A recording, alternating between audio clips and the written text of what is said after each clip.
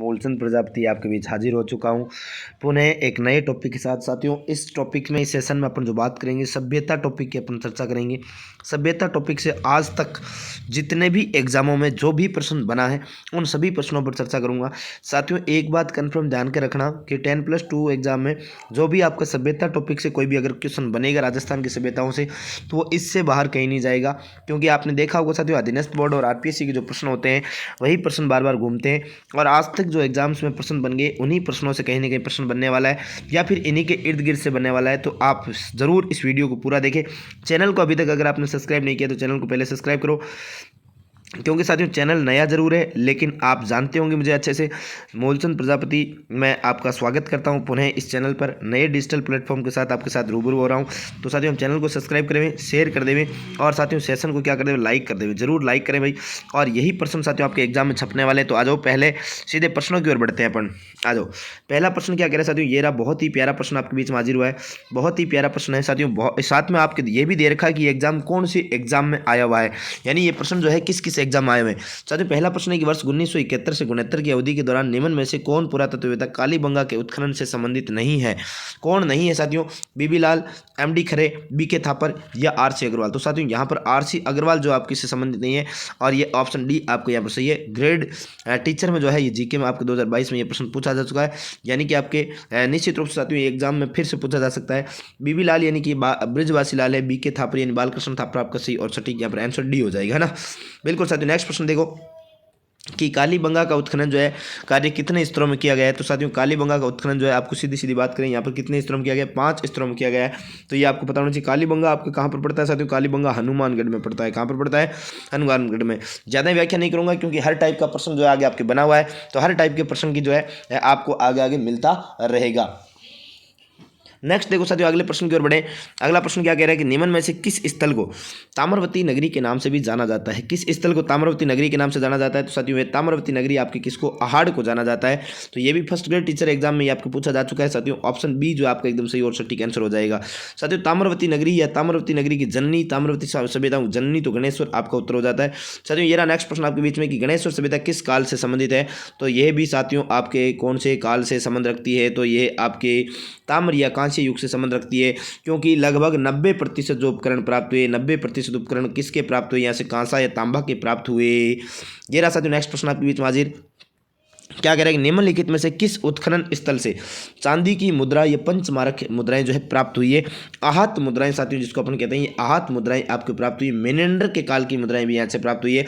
तो साथियों बेराट सभ्यता, बेराट ऑप्शन डी आपका जयपुर से प्राप्त हुई है। नेक्स्ट साथियों लूणी घाटी डीडवाना, लूणी घाटी डीडवाना बूढ़ा पुष्कर के आसपास स्थित एक महत्वपूर्ण स्थल है। यह निम्नलिखित में से किस युग से संबंध रखता है साथियों। तो यह आपके मध्य पूरा पाषाण काल से संबंध रखता है। मध्य पूरा पाषाण काल से संबंध रखता है। देखो साथियों पाषाण काल को 3 भागों में बांटा गया। पाषाण काल को पूरा पाषाण काल, मध्य पाषाण काल और आपके आधुनिक या नव पाषाण काल के नाम से। इस पूरा पाषाण काल को फिर से 3 भागों में बांटा गया और पूरा पाषाण काल साथियों, मध्य पाषाण काल, मध्य पूरा पाषाण काल। तो ये आपके इस काल की आपके संबंध रखती है। ये पशुधन साहित्य 2022 में ये प्रश्न पूछा जा चुका है, ये भी आपको पता होना चाहिए। नेक्स्ट देखो साथियों नेक्स्ट प्रश्न आपके बीच में ये रहा हाजिर। क्या कह रहा है कि बेराट जयपुर के पास भीमजी की डूंगरी के तल पर 2 शिलालेख, बेराट शिलालेख और लघु शिलालेख की खोज की गई। ये पशुधन सहायक में आपको 2022 में पूछा जा चुका है। तो साथियों ये आपके अशोक के काल का शिलालेख है। किसके काल का शिलालेख है, अशोक का। और इस शिलालेख का नाम क्या था, बाबरू शिलालेख नाम था। क्या नाम था तो साथियों, बाबरू शिलालेख। इससे अशोक के बौद्ध होने का प्रबल प्रमाण जो प्राप्त होता है, बुद्ध धर्म और संघ की जानकारी प्राप्त होती है। साथियों नेक्स्ट प्रश्न है कि निम्न में से किस नदी के किनारे स्थित गणेश्वर में डूंगरी ताम्रयुगीन सभ्यता के अवशेष प्राप्त हुए। यानी कि आपको पता होना चाहिए साथियों ताम्रयुगीन सभ्यता जो है गणेश्वर सभ्यता, गणेश्वर पहली बात तो है कहाँ पर, तो गणेश्वर साथियों सीकर में पड़ता है। कहाँ पर पड़ता है, सीकर में। तो ये कांतली नदी के तट पर हो जाएगा, कांतली नदी के तट पर हो जाएगा साथियों। ये रहा नेक्स्ट प्रश्न आपके बीच में हाजिर कि सिंधु घाटी सभ्यता से संबंधित कौन सा स्थान राजस्थान में स्थित है। साथियों राजस्थान में स्थित है, बताओ। कोट दीजिए, धोलावीरा, रोपड़, कालीबंगा। साथियों धोलावीरा गुजरात में है, रोपड़ पंजाब में है, ये आपको पता होना चाहिए। तो साथियों यहाँ पर कालीबंगा हो जाएगा। कालीबंगा राजस्थान के हनुमानगढ़ जिले में पड़ता है और आपकी घग्गर नदी के तट पर ये स्थान है। साथियों कालीबंगा राजस्थान के हनुमानगढ़ जिले में स्थित है। इस स्थल की खोज 1950-51 में और कई जगह 1952-53 लिखा हुआ साथियों अमलानंद घोष ने की थी। और उत्खनन जो है 1961 से लेकर 69 के मध्य बीबी लाल व बीके थापर ने किया था। ये बात आपको पहले बता चुका हूँ। नेक्स्ट देखो साथियों अगले प्रश्न की ओर बढ़ता हूँ। ये आपके सामने नेक्स्ट प्रश्न कि हड़प्पा कालीन कालीबंगा शहर कहाँ स्थित है। कालीबंगा शहर साथियों अभी भी बताया राजस्थान में स्थित है और राजस्थान में हनुमानगढ़ में है। और आपकी कौन सी नदी के तट पर है, तो ये घग्गर नदी के तट पर है साथियों। ये रहा नेक्स्ट प्रश्न, कालीबंगा स्थल हनुमानगढ़ जिला मुख्यालय की किस दिशा में स्थित है। यानी कालीबंगा जो हनुमानगढ़ जिला मुख्यालय से कौन सी दिशा में पड़ता है, तो ये हनुमानगढ़ से साथियों कौन सी दिशा में, तो दक्षिणी पश्चिमी दिशा में पड़ता है। ये बात आपको ध्यान रखनी है। ऑप्शन सी जो आपका यहाँ पर सही और सटीक आंसर हो जाएगा। पुरातात्विक स्थल जिला से सुमेलित नहीं साथियों, कौन सा स्थान जो है सुमेलित नहीं, आपसे पूछा जा रहा है। कालीबंगा, श्रीगंगानगर, आहड़, उदयपुर, सोनारी, झुंझुनू, गणेश्वर शिखर। तो साथियों कालीबंगा मैंने आपको कितनी बार बता दिया कि कालीबंगा तो हनुमानगढ़ में, कहाँ पर, हनुमानगढ़ में साथियों।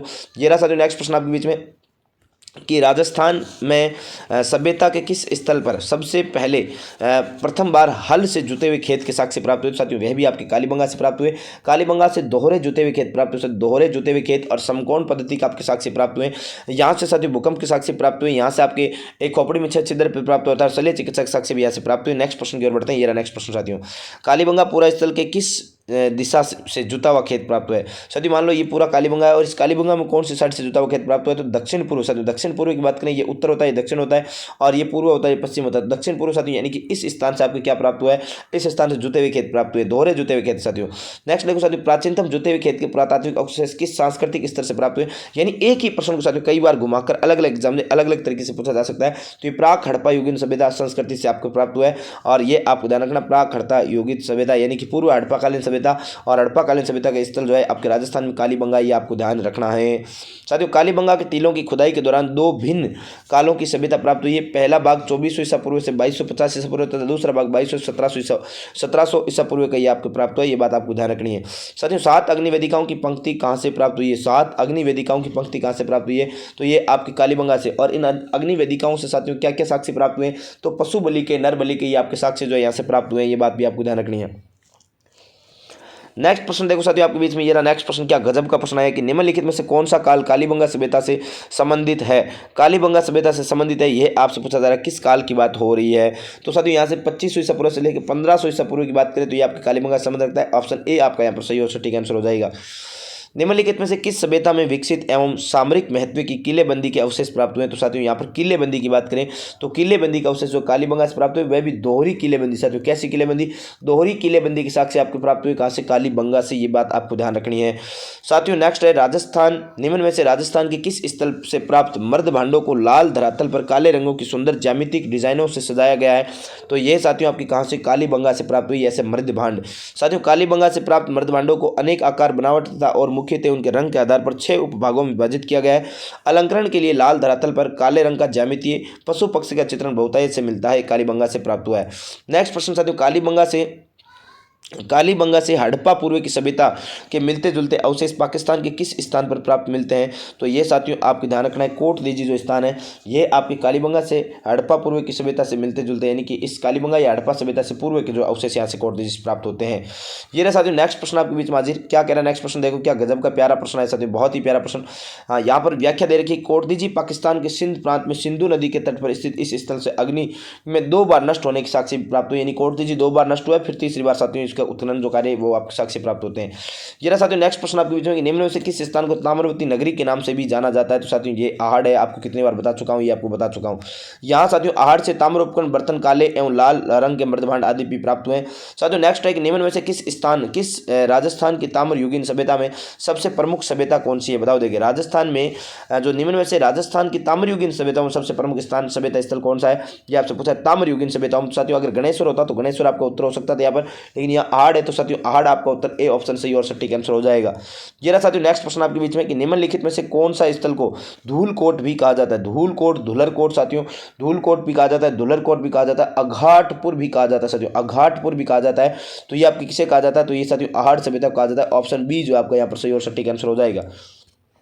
नेक्स्ट साथियों आहड़ का उत्खनन कार्य किसके नेतृत्व में निष्पादित हुआ था। आहड़ का उत्खनन कार्य जो है किसके नेतृत्व में हुआ था, तो साथियों आहड़ का उत्खनन कार्य जो आपको पता होना चाहिए साथियों, आहड़ का उत्खनन तो जो है एचडी सांकलिया, हाँ एचडी सांकलिया साथियों जो है आपके धीरेन्द्र जो सांकलिया है, यानी कि आपके पूछा जाए तो इनके नेतृत्व में आपके ये आपके उत्खनन का कार्य जो किया गया है। बिल्कुल साथियों ये आपकी ध्यान रखना है, ऑप्शन ए जो आपको यहाँ पर सही और सटीक आंसर हो जाएगा। साथियों आहड़ सभ्यता की सर्वप्रथम खुदाई जो किसने की थी, सर्वप्रथम खुदाई की बात करें साथियों अक्षय कीर्ति व्यास ने की थी। किसने की थी, अक्षय कीर्ति व्यास ने की थी। ऑप्शन ऑप्शन बी जो आपका यहाँ पर सही और सटीक आंसर हो जाएगा। नेक्स्ट देखो साथियों, किस संस्कृति से जुड़े स्थल प्रमुख रूप से बनास तथा उसकी सहायक नदियों की घाटियों में प्राप्त हुए? तो साथियों आहड़ जो सभ्यता स्थल है, आहड़ सभ्यता स्थल, ये आहड़ संस्कृति के आसपास की बात करें, बालातल की बात करें तो ये बनास संस्कृति के आसपास यानी कि आहड़ नदी, आहड़ संस्कृति की बात करें तो ये बनास संस्कृति की यहाँ पे जो ये बनास नदी के आसपास के तटों से जुड़े हुए आपके सभ्यता स्थल जो है प्राप्त हुए। और साथियों यहाँ से बनासियन बुल के भी साक्ष्य जो है प्राप्त होते हैं। ऑप्शन सी जो है यहाँ पर सही और सटीक आंसर हो जाएगा। नेक्स्ट है साथियों, कौन सी फसल का उत्पादन आहड़ में नहीं होता था? आहड़ में नहीं होता था ऐसा पूछा जा रहा है। गेहूं, बाजरा, चावल, जौ। साथियों आहड़ सभ्यता के लोग गेहूं, ज्वार और चावल का खाद्यान्नों के रूप में प्रयोग करते थे, पहली बात तो ये। लेकिन साथियों यहाँ पर यह प्रश्न पूछ तो लिया, लेकिन फिर इस प्रश्न को साथियों बोनस अंक देना पड़ा एग्जाम को। आरपीएससी ने जो साथियों इस प्रश्न में क्या दिया था, बोनस अंक दिया था। हालांकि अगर इस प्रश्न को देखा जाए तो साथियों यहाँ पर जो उत्तर होना चाहिए बाजरा होना चाहिए था, लेकिन साथियों बाजरा के बाद में यहाँ से प्रमाण प्राप्त हुए, लेकिन इसलिए आपको बोनस अंक दिया गया है, तो आपको इस पर ज़्यादा दिमाग नहीं लगाना है। साथियों नेक्स्ट प्रश्न क्या कह रहा है कि आहड़ के उत्खनन से प्राप्त कौन सी सामग्री बाह्य संपर्कों का संकेत देती है? यानी कि आहड़ के उत्खनन से ऐसी कौन सी सामग्री प्राप्त हुई जो ऐसा बताती है कि साथियों शायद इसका जो संबंध है वो बाहरी संस्कृति से भी रहा है, दूसरी सभ्यताओं से भी रहा है। तो लेपिस, साथियों लेपिस लाजुली, देखो लेपिस लाजुली जो है इसकी बात हो रही है कि देखो लेपिस लाजुली एक प्रकार का पत्थर है जो ईरान से भी प्राप्त हुआ है। साथियों ईरान से प्राप्त हुआ, अर्थात ये पता चलता है कि आहड़ सभ्यता के लोग साथियों व्यापार करते थे और ईरान के साथ इनका क्या था, व्यापार था, ये आपके जिक्र होता है। नेक्स्ट प्रश्न देखो साथियों, ये रहा बहुत ही प्यारा प्रश्न आपके सामने, बहुत ही प्यारा। साथियों दो मुँह का चूल्हा वे बहुत प्रकार के बर्तनों के साथ सिलबट्टा व पेन निम्नलिखित में किस स्थान से खुदाई में प्राप्त हुए हैं? तो ये आपको ध्यान रखना, ये भी आहड़ से प्राप्त हुए। साथियों कितना, दो मुँह का चूल्हा बहुत प्रकार के बर्तनों के साथ सिलबट्टा व पेन निम्नलिखित में किस स्थान से प्राप्त हुए? तो वह आपके आहड़ से प्राप्त हुए। साथियों आहड़ की बात करें, देखो आहड़ में, आहड़ के मकानों में एक से अधिक चूल्हे मिले। साथियों यहाँ रसोई में 2 या 3 मुँह वाले चूल्हे एवं बल्लुए पत्थर जो है सिलबट्टे प्राप्त हुए। साथियों इससे यह जानकारी प्राप्त होती है कि आहड़ सभ्यता के जो लोग थे साथियों वे आपके सामूहिक परिवार में या फिर जिसको अपन कहते हैं साझा परिवार में आपके निवास करते थे। संयुक्त परिवार प्रणाली जो है यहाँ पर अब विद्यमान थी। गणेश्वर सभ्यता का अवशेष चिन्ह उपस्थित है। साथियों गणेश्वर सभ्यता कहाँ से प्राप्त हुई? तो सीकर से प्राप्त हुई, कांतले नदी के तट पर है। और यहाँ से भी साथियों 90% उपकरण जो है किसके प्राप्त हुए? ये आपके कांसे के प्राप्त हुए, तांबे के प्राप्त हुए। साथियों यहाँ से तांबा गलाने की भट्टियों का अवशेष प्राप्त हुए। इसके साथ में साथियों यहाँ से मछली पकड़ने का कांटा प्राप्त हुए, फारसा, कुलाड़ा आदि कई प्रकार के जो साक्ष्य साथियों यहाँ से गणेश्वर से प्राप्त हुए हैं। देखो किस ताम्र पाषाण कालिक स्थल पर सबसे ज्यादा ताम्र सामग्री प्राप्त हुई है? साथियों सबसे ज्यादा तो ये गणेश्वर से प्राप्त हुई है। आपको ऑप्शन डी आपको ध्यान रखना, मैंने आपको बताया अभी। निम्न में से किस नदी के किनारे स्थित गणेश्वर में ताम्र युगीन सभ्यता का अवशेष पाए गए? साथियों तो आपको मैंने अभी बताया कांतली नदी के तट पर है। ऑप्शन ए आपका यहाँ पर सही और सटीक आंसर हो जाएगा। यार साथियों निम्नलिखित में किस स्थल से इंडो ग्रीक शासकों के 28 सिक्के प्राप्त हुए? तो इंडो ग्रीक शासकों के साथियों यहाँ पर 36 यानी बेराट की बात हो रही है। यहाँ से टोटल बेराट से टोटल साथियों कितने मुद्राएं प्राप्त हुई? 36 मुद्राएं जो आपके प्राप्त हुई थी। ये बात आपको ध्यान रखनी है, ये बात विशेष ध्यान रखनी है।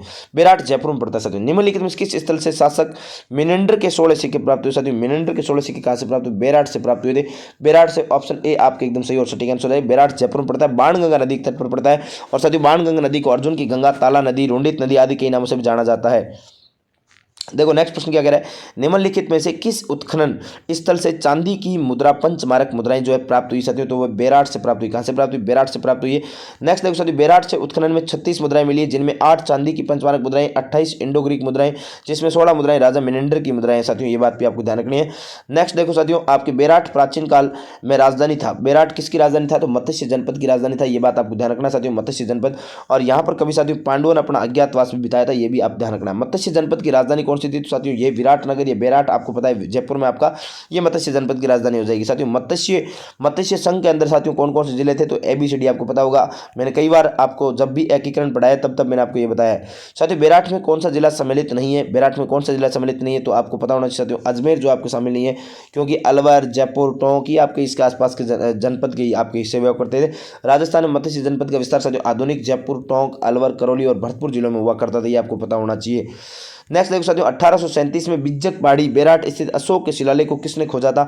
तो ये आपको पता होना चाहिए साथियों अशोक का जो है कैप्टन बर्ट ने आपको इसको खोजा था। और कैप्टन कटई ने साथियों इसको क्या कर दिया, कटिंग करके आपको कहाँ कोलकाता संग्रहालय में पहुंचा दिया।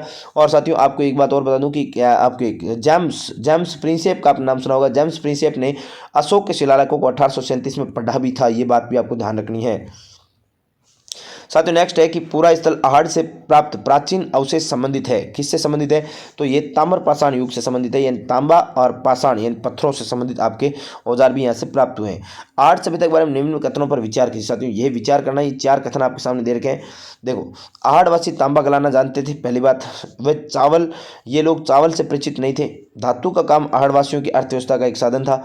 यहाँ से काले लाल मृदबांड मिले, जिन पर सामान्यतः सफ़ेद रंग के ज्यामितीय जो आकृतियाँ उकेरी गई है। सही विकल्प का चयन करना है साथियों, तो ए, सी और डी यहाँ पर सही बात है। ए, सी और डी, धातु का काम आहड़वासियों की अर्थव्यवस्था का एक साधन था, तो यही बात यहाँ पर गलत हो जाएगी।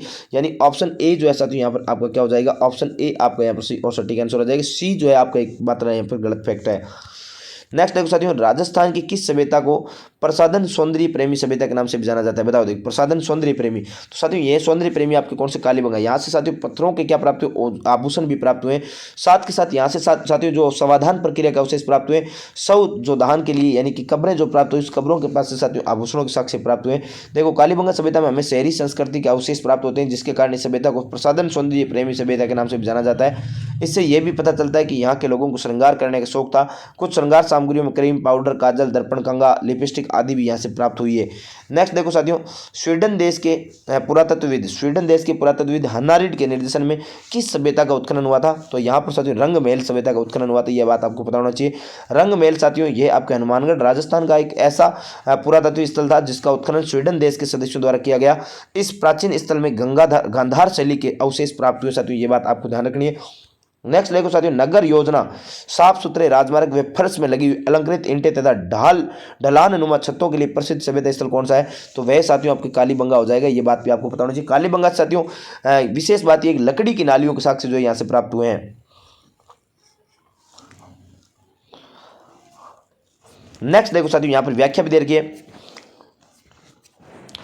कि कालीबंगा सभ्यता राज्य की समस्त सभ्यताओं में एक विकसित एवं नगरीकृत सभ्यता मानी गई है, क्योंकि यहाँ के भवन ईंटों से बनाए गए छतों का प्रयोग हुआ तथा गंदे पानी को निकालने के लिए समुचित लकड़ी की नालियां बनी हुई थी। ये बात आपको ध्यान रखनी साथियों। निम्न में से कालीबंगा सभ्यता के संदर्भ में कौन सा कथन साथियों गलत है? ये आपसे पूछा जा रहा है। कालीबंगा सभ्यता के संदर्भ में गलत कथन कौन सा है? तो ये मरण मूर्तियां प्राप्त हुई। ये बात आपको ध्यान रखनी। यहाँ से कोई मरण मूर्तियां प्राप्त नहीं हुई है। अग्नि वेदिका यहाँ से प्राप्त हुई थी। जुते हुए खेत के प्रमाण मिला। गोदीवाड़ा का अवशेष भी यहाँ से साथियों जो है आपकी गोदीवाड़ा का अवशेष यहाँ से प्राप्त हुए। तो ये गोदीवाड़ा का अवशेष साथियों यहाँ पर कौन सा कथन गलत है?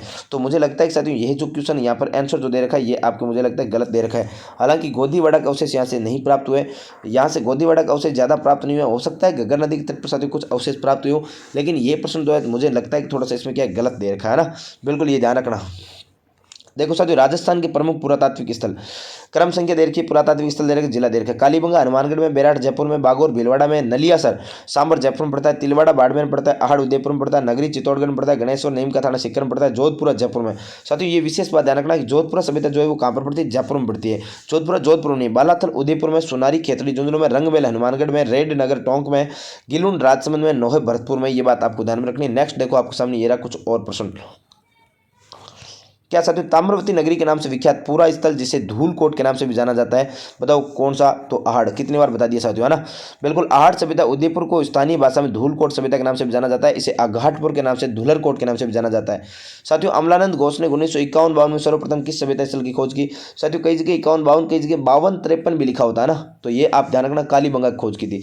साथियों देखो, कालीबंगा सभ्यता को प्रकाश में लाने के श्रेय जो है डॉक्टर अमलानंद घोष को है। 1951-52 में सभ्यता को इस सभ्यता स्थल का उत्खनन कार्य 1961 से 69 में बीके थापर व बीबी लाल के निर्देशन में किया गया था। ये बात भी आपको ध्यान रखना। सर बीबी लाल व बीके थापर ने किस सभ्यता स्थल का उत्खनन कार्य किया था 1961 से 69 में? तो ये आपको बता दिया मैंने, कालीबंगा का किया था। नेक्स्ट है कालीबंगा सभ्यता के संदर्भ में गलत कथन का चयन कीजिए। साथियों यह जो प्रश्न आप ऐसे सोचो बार बार रिपीट क्यों कर रहे हो, तो साथियों यह हर एक प्रश्न जो है किसी न किसी एग्जाम में पूछा गया है और ये किस किस प्रकार से किस किस पैटर्न से पूछा जा सकता है, बस यही मैं आपको सिखाना चाहता हूँ। कौन कौन सा प्रश्न आपके एग्जाम में बन सकता है, बस CT 10+2 के लिए आपने अगर ये सभ्यता स्थल ये जो प्रश्न अगर आपने पढ़ लिए तो इससे बाहर साथियों सभ्यता से कोई प्रश्न नहीं जाएगा। ये मैं आपको वादा दिलाता हूँ, ये आपको विश्वास दिलाता हूँ, ये आप 100% ध्यान रखना। अगर आप अभी भी लगातार रूप से वीडियो को देख रहे हो साथियों, चैनल को सब्सक्राइब नहीं किया, चैनल को सब्सक्राइब कर लो, लाइक कर दो साथियों सेशन को और शेयर कर दो, है ना। बिल्कुल इतना ही आपसे मांग रहा हूँ। कालीबंगा सभ्यता के संदर्भ में गलत कथन का चयन कीजिए साथियों। कालीबंगा के लोग ग्रीड पैटर्न प्रणाली के आधार पर कृषि कार्य को अपनाते थे। बिल्कुल ये बात तो सत्य है साथियों। कालीबंगा सभ्यता के लोग मृत व्यक्ति को दफनाने पर कुंडल व दर्पण साथ रखते थे। ये बात भी आपको सत्य है। इस सभ्यता के लोग ग्रामीण सभ्यता के रूप में विकसित हुए साथियों। ये बात गलत है, क्योंकि जो आपकी सिंधु घाटी सभ्यता साथियों, इसके सभी स्थल जो है शहरी सभ्यता के थे, ग्रामीण सभ्यता के नहीं थे। वैदिक सभ्यता जो ग्रामीण सभ्यता थी, तो ये आपका गलत हो जाएगा। कालीबंगा सभ्यता के लोग शल्य चिकित्सा पद्धति से परिचित है। ये बात भी पता है साथियों, क्योंकि यहाँ पर एक खोपड़ी प्राप्त हुई जिसमें 6 छिद्र प्राप्त हुए। कितने छिद्र प्राप्त हुए? 6 छिद्र प्राप्त हुए। उससे ऐसा लगता है कि साथियों इस खोपड़ी का क्या चल रहा था, ऑपरेशन चल रहा था। शल्य चिकित्सा ये लोग प्रमाणित आपके क्या थे, जानकार थे। और साथियों विशेष बात यह कि इस खोपड़ी में हाइड्रोस्पेलिस रोग की जानकारी प्राप्त हुई, जो कि एक प्रकार का संक्रामक रोग था। राजस्थान का वह सभ्यता स्थल जिसे ताम्रयुगीन सभ्यता की जननी कहा जाता है। ताम्रयुगीन सभ्यता की जननी की बात करें तो गणेश्वर को कहा जाता है। ये बात आप ध्यान रखना। यह सभ्यता सिक्कर के समीप नीम का थाना में कांतली नदी के किनारे विकसित हुई। इस सभ्यता के समीप तांबे के लिए प्रसिद्ध खेतड़ी स्थित है और सिंधु घाटी सभ्यता के लोग खेतड़ी से तांबा मंगाते थे साथियों। निम्नलिखित में से कौन एक पुरातत्वविद आहड़ सभ्यता से संबंधित नहीं है साथियों? आहड़ सभ्यता से संबंधित नहीं है, ये पूछा जा रहा है। तो कैलाश चंद्र दीक्षित जो है आपके संबंधित नहीं। कैलाश चंद्र दीक्षित का संबंध बेराट सभ्यता से जयपुर से है साथियों। ये बात आपको ध्यान रखनी है, ये विशेष रूप से आपको क्या करना, ध्यान रखना है। नेक्स्ट देखो साथियों, ये रहा प्रश्न आपके बीच में कि पुरातत्व पूरा स्थल आहड़ को किस वंश ने अपनी राजधानी के रूप में अपनाया? तो आहड़ को किसने अपनाया था? तो साथियों गोहिल वंश ने आहड़ को अपनी राजधानी के रूप में अपनाया था। ये बात आपको पता है साथियों। मेवाड़ के प्राचीन गोहिल वंश के शासकों ने आहड़ को अपनी राजधानी के रूप में अपनाया। और साथियों गोहिल वंश की बात करें या फिर मेवाड़ राजवंश की बात करें तो यहाँ पर साथियों उदयपुर का जो आपके मेवाड़ राजवंश है, मेवाड़ के साथियों इनकी छत्रियां जो है ये भी आहड़ में बनी हुई है। गंदे पानी के निकास के लिए किस सभ्यता के लोग चक्करकूप को अपनाते थे साथियों? चक्करकूप को अपनाते थे, ये आपसे पूछा जा रहा है। तो आहड़ के लोग साथियों, आहड़ सभ्यता के लोग चक्करकूप को अपनाते थे। आहड़ सभ्यतावादी जो गंदे पानी के निकास के लिए साथियों एक उपकरण प्रयोग में लाते हैं जिसे चक्करकूप कहा जाता था। राज्य में सर्वप्रथम पशुपालन के प्रमाण किस स्थान से प्राप्त हुए साथियों? पशुपालन के तो ये आपको पता होना चाहिए, बागोर सभ्यता से प्राप्त हुए। बागोर साथियों भीलवाड़ा में पड़ता है। कहां पर पड़ता है? भीलवाड़ा में। साथियों पुरातात्विक स्थल बागोर भीलवाड़ा से कृषि एवं पशुपालन के प्राचीनतम साक्ष्य प्राप्त हुए। ये बात आपको विशेष ध्यान रखनी है साथियों। नेक्स्ट है आहड़ सभ्यता के संदर्भ में गलत कथन कौन सा है? तो यहाँ से अनाज भरने के मृदभांड पात्र गोरे कोठे मिले हैं। इस स्थल से यूनानी देवता अपोलो की आकृति प्राप्त हुई साथियों। और इस सभ्यता से गांधार शैली के प्रमाण मिले हैं। और आहड़वासी साथियों उल्टी तपाई विधि को अपनाते थे। तो साथियों यहाँ से गांधार शैली के कोई प्रमाण नहीं प्राप्त हुए। गांधार शैली के साथियों कोटदीजी पाकिस्तान से आपके जो अवशेष प्राप्त हुए। इसके अलावा साथियों हनुमानगढ़ जिले में से रंगमेल सभ्यता गांधार शैली के प्रमाण मिले हैं। ये बात भी आपको ध्यान रखनी है। लेकिन यहाँ से साथियों इस स्थान से नहीं प्राप्त हुए, यानी आहड़ से प्राप्त नहीं हुए। हनुमानगढ़ के रंगमेल से साथियों गांधार शैली के प्रमाण मिले हैं। साथियों इनमें से सही कथन कौन सा, ये आपको चुनना है कि कालीबंगा व्यास नदी के किनारे विकसित हुई। पहली बात तो व्यास नदी के किनारे विकसित हुई। बेराट सभ्यता कालीबंगा साथियों व्यास नदी नहीं है। और कालीबंगा कौन सी? घग्गर नदी के तट पर हो जाए। कौन सा हो जाए? घग्गर नदी। तो ये कथन तो गलत हो गया साथियों, सही कथन तो नहीं है। बेराट सभ्यता से समुद्रगुप्त का शिलालेख प्राप्त हो, नहीं प्राप्त हो साथियों समुद्रगुप्त का। यहाँ से अशोक के काल का शिलालेख प्राप्त हो। किसका प्राप्त हुआ? अशोक का शिलालेख प्राप्त हुआ। तो ये भी कथन गलत हो जाएगा। आहड़ सभ्यता के लोग साथियों मन के आभूषण बनाने की कला से परिचित थे। ये बात आपकी क्या हो जाएगी? सही हो जाएगी साथियों। सोनारी सभ्यता चित्तौड़गढ़ में नहीं, सोनारी आपके झुंझुनू में साथियों। कहाँ पर पड़ती है? सोनारी तो झुंझुनू में पड़ती है। ये बात आपको ध्यान रखनी है, ठीक है ना, बिल्कुल झुंझुनू में। कालीबंगा घग्गर नदी किनारे विकसित हुई। बेराट सभ्यता सम्राट अशोक के बाबरू शिलालेख प्राप्त हुआ। सोनारी सभ्यता झुंझुनू विकसित हुई। तीनों मैंने आपको पहले बता दिया। कौन सा स्थल ताम्रयुगीन नहीं है साथियों? ताम्रयुगीन नहीं है, ये आपसे पूछा जा रहा है। तो कुराड़ा नागौर है, जोधपुरा भी है, गणेश्वर भी है, गिलुंड नहीं है साथियों। गिलुंड राजसमंद जो है ये आपको ताम्रयुगीन सभ्यता स्थल नहीं है। ये बात आपको ध्यान रखनी है। नेक्स्ट देखो यहाँ पर अगले प्रश्न की ओर आ जाओ साथियों। ये रहा, देखो साथियों गिलुंड हड़प्पा युगीन स्थल है जो वर्तमान में राजसमंद जिले में स्थित है। ये आपको मैंने बता दिया पहले। ओकरे साथियों, ओकरे कलर पात्र शैली के प्रमाण कहाँ से प्राप्त हुए? तो ओकरे कलर पात्र शैली के प्रमाण जो साथियों कहाँ से प्राप्त हुए? तो ये बेराट से प्राप्त हुए। कहाँ से प्राप्त हुए? बेराट से प्राप्त हुए साथियों। बेराट सभ्यता से एक विशेष प्रकार की कला के चित्र प्राप्त हुए जिसे ओकरे कलर पात्र शैली कहा जाता है। बेराट सभ्यता से संबंधित नहीं है साथियों। यह इनमें से पूछा जा रहा है बेराट शैली जो बेराट सभ्यता है इससे कौन संबंधित है? डॉक्टर वीरेंद्रनाथ मिश्र, दयाराम साहनी, कैलाश चंद्र दीक्षित, नीलरत्न बनर्जी। तो साथियों वीरेंद्रनाथ मिश्र जो है ये आपके से संबंधित नहीं है। ऑप्शन ए आपका यहाँ पर क्या हो जाएगा? सही और सटीक आंसर हो जाएगा। साथियों यूनानी राजा मिनेंडर की मुद्राएं तथा इंडो ग्रीक यूनानी शासकों के सिक्के प्राप्त हुए हैं। कहां से प्राप्त हुए हैं? तो बेराट से प्राप्त हुए साथियों। कहां से प्राप्त हुए? बेराट से प्राप्त हुए। ये बात आपको ध्यान रखनी, बेराट से प्राप्त हुए हैं साथियों। बेराट से 36 मुद्राएं प्राप्त हुई। अनेक पंचमारक सिक्के 8 सिक्के प्राप्त हुए। इनके साथ साथ इंडो ग्रीक यूनानी शासकों के अनेक सिक्के तथा यूनानी राजा मिनेंडर की अनेक मुद्राएं जो प्राप्त हुई है। ये बात भी आपको ध्यान रखनी है साथियों बेराट से प्राप्त भाब्रू शिलालेख अशोक सम्राट अशोक को बौद्ध होना सिद्ध करता है। वर्तमान में ये किस संग्रहालय में सुरक्षित है, ये आपसे पूछा जा रहा है। तो बताओ किस संग्रहालय में साथियों, कलकत्ता संग्रहालय में है, ये बात आपको ध्यान रखना। भाब्रू शिलालेख जो है इससे अशोक का बौद्ध होने के साथियों प्रबल प्रमाण प्राप्त होते हैं। और भाब्रू शिलालेख साथियों आपने कैप्टन बर्ट का नाम सुना होगा, कैप्टन बर्ट ने यहाँ से इसकी खोज की थी। और साथियों इसको यानी बात करें अशोक की शिलालेख को पढ़ा किसने था, साथियों आपको जेम्स प्रिंसेप का नाम आपको याद रखना होता है।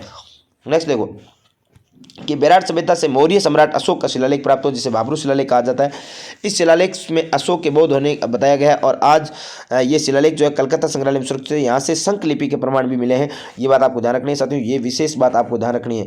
त्रिरत्न स्वास्तिक चिन्ह व दहिया के चिन्ह कहाँ से प्राप्त हुए, तो ये बेराट से। त्रिरत्न कौन से साथियों, त्रिरत्न बौद्ध धर्म के त्रिरत्न बुद्ध धम्म संघ की बात करें साथियों, बुद्ध धम्म संघ जो है इसके साक्ष्य बेराट सभ्यता से प्राप्त हुए थे। बेराट से अनेक अलंकारिक मृद भांड प्राप्त हुए, जिन पर अनेक प्रकार की कलाकृतियां अंकित थी, जैसे त्रिरत्न है, स्वास्तिक चिन्ह। यानी स्वास्तिक चिन्ह कौन सा होता है साथियों, आपने देखा होगा, बिल्कुल आप अच्छे से जानते होंगे साथियों, इस स्वास्तिक चिन्ह के बारे में आप अच्छे से जानते होंगे। ये स्वास्तिक चिन्ह दहिया के चिन्ह जो साथियों आपके यहाँ से प्राप्त हुए थे। तो इसके साथ साथियों आज का जो ये सभ्यता वाला जो टॉपिक है, ये कुछ टॉपिक जो है एक फर्स्ट पार्ट जो आपका क्या हो गया, कंप्लीट हो गया। इसके अलावा साथियों दो पार्ट और जो है, दो पार्ट और आपके बीच लेकर आऊंगा जो सभ्यताओं से संबंधित होंगे। इसी प्रकार साथियों मैं लगातार रूप से जो है आपके बीच में हर टॉपिक लाता रहूंगा। हालांकि साथियों चैनल जो आपने लेट शुरू किया हमने, और इसलिए सीटी एग्जाम होने के बाद भी आप लगातार हमसे जुड़े रहे, क्योंकि हर प्रकार के प्रश्न जो मैं आपको यहाँ पर पढ़ाता रहूंगा। अभी भी साथियों अंत तक आपने वीडियो देखा, इसके लिए आपको बहुत बहुत धन्यवाद। अगर अभी तक आपने चैनल को सब्सक्राइब नहीं किया है तो चैनल को साथियों सब्सक्राइब कर दो, लाइक कर दो, और सेशन को क्या कर दो, शेयर कर दो। ऐसे ही नए नए जो प्रश्न है वह आपको देता रहूंगा साथियों। इस वीडियो की PDF प्राप्त करने के लिए साथियों आप टेलीग्राम चैनल जो है जीके विद मूलचंद सर नाम से आपको टेलीग्राम चैनल मिलेगा, उसको आप ज्वाइन कर सकते हो। इसके साथ में साथियों लिंक जो है डिस्क्रिप्शन में आपको दे दी जाएगी, तो वहां से भी आप ज्वाइन कर सकते हो। बाकी मिलते हैं अपन नेक्स्ट वीडियो में, तब तक के लिए आप सभी साथियों को बहुत बहुत धन्यवाद। नमस्कार, जय हिंद, जय भारत, राम राम, राधे राधे।